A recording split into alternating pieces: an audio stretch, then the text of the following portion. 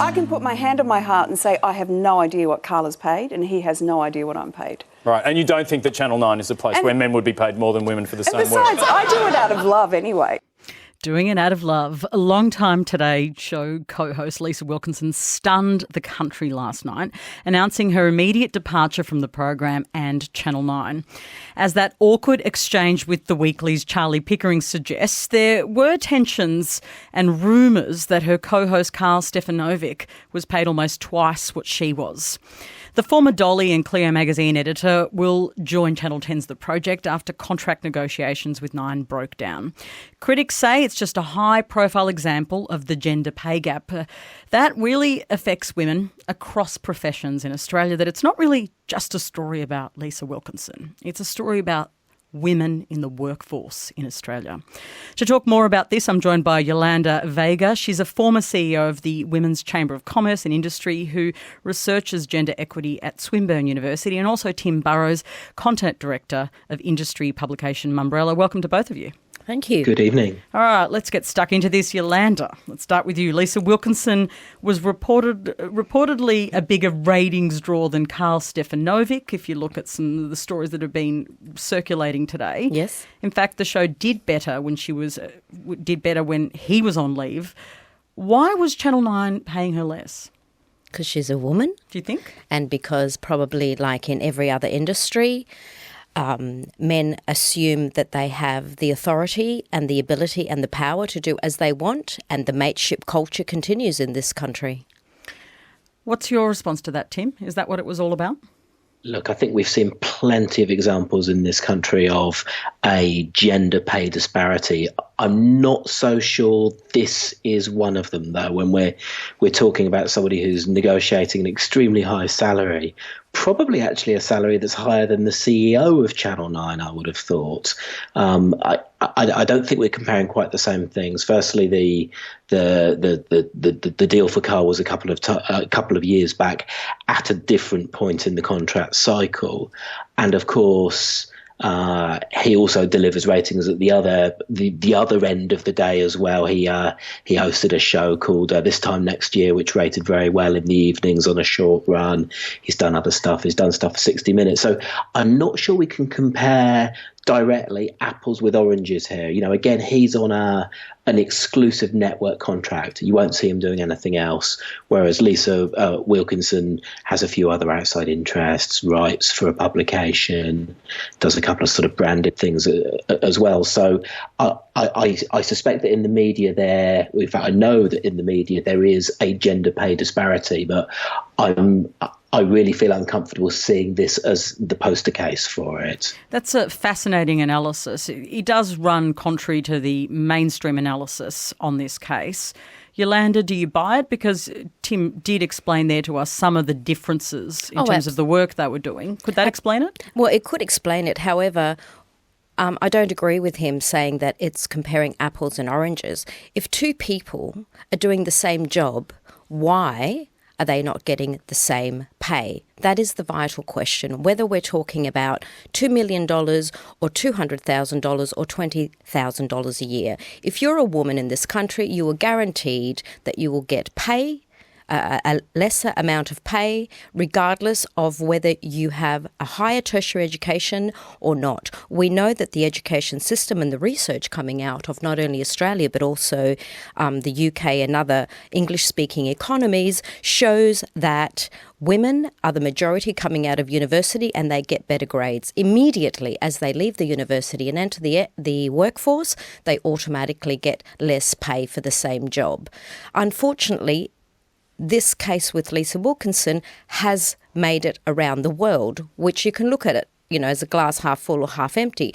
The positive about this is that we're actually talking about it increasingly, as well as apart from on International Women's Day, which is the only time that we seem to review this big issue.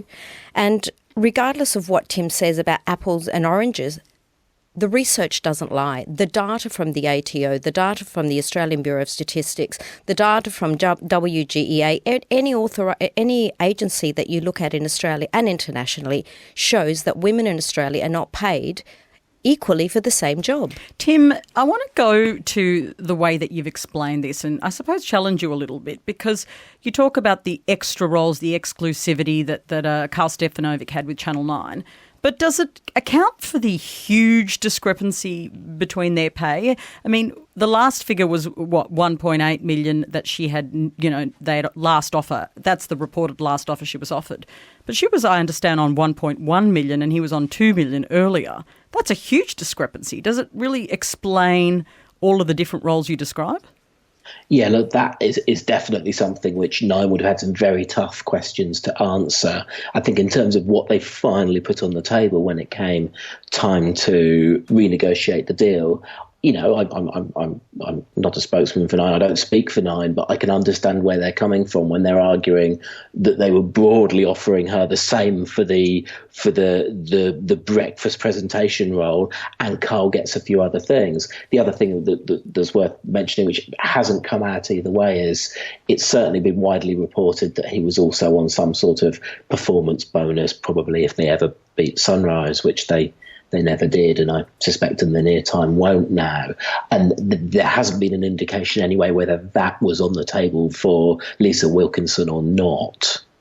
Okay, so if we look at the impact of this decision, it is absolutely hands down the tram, train, water cooler conversation of today.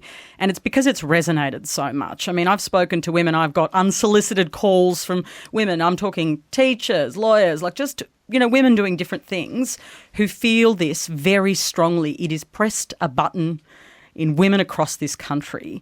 So, Yolanda, can it be used by women as a kind of launching pad for pushing more? Because there are some women who just don't have that kind of bargaining power.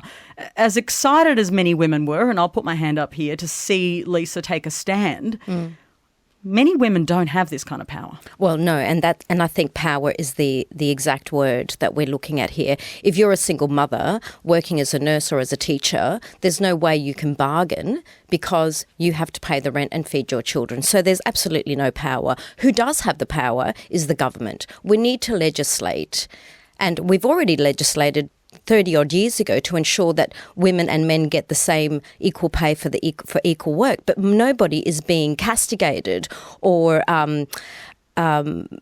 monitored, really, to say, well, we're going to fine you if you don't adhere to the law. So that's the problem. The data was already there, and I don't buy the argument from a lot of companies and small businesses that say, oh, the resources that we have don't allow us to ensure that everybody gets equal pay. That's not true, because everybody has to pay superannuation.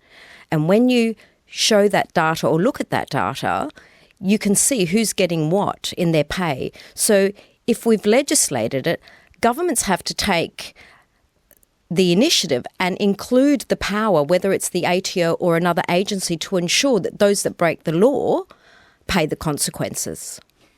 Tim, you know as well as I do and as well as everyone does that you might explain the intricacies of what work they did, but the optics, the way this looks publicly, is that Nine has really given itself a huge public relations problem for $200,000. Was it worth it? Yeah, look, I think you're completely right. The momentum has definitely slipped away from Nine, which, of course, an advertising funding network. It was their big week of the year last week, the Nine Upfronts, where they called together about 1,000 marketers and media agencies to tell them about their plans for the coming year. They look very confident. There are actually, I think, more. I would say the proportion of female executives versus male executives on stage was broadly about 50-50, which is the first time I can ever remember seeing that in a TV network. And it felt like they had the momentum. Right now, of course, that's slipped away, and it certainly looks like this week they've lost the PR battle. They'll come back swinging, I'm sure, but right now they're a little bit behind. And in the meantime, Lisa Wilkinson gets to sleep in. Thanks, guys, for coming in. It's been a really interesting conversation. My pleasure. Yolanda Vega is a former CEO of the Australian Women's Chamber of Commerce and Industry who researches gender equity at Swinburne University. Tim Burrows is the content director of industry publication Mumbrella. This is RN Drive. Stay with us. In about 10 minutes, we're going to talk about the new figures out on the participation rate on the same-sex marriage postal survey. We're not a country of voluntary voting usually, and this isn't really a proper vote, it's a survey, but still more Australians have participated, well, not more numerically, but the percentage of participation than Americans did in their latest US election. So Australians clearly very enthusiastic about voting any way they can. 0418 226 576.